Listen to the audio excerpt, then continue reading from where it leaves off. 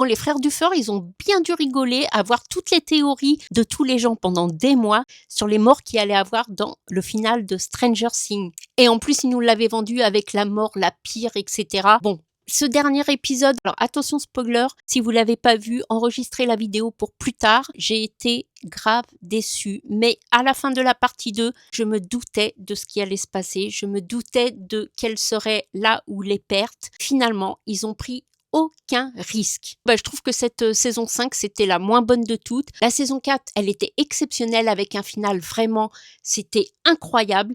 Et là, la bataille avec le flagelleur mental, hyper rapide, en 10 minutes, c'était réglé. Après, l'épilogue, 40 minutes, les gars. Alors, avec des discours qui m'ont tiré l'alarme, et j'ai bien aimé à cette fin ouverte sur Eleven, la théorie des gamins qu'elle est encore vivante. Après, est-ce qu'elle est réellement morte ou vivante? C'est à toi de choisir.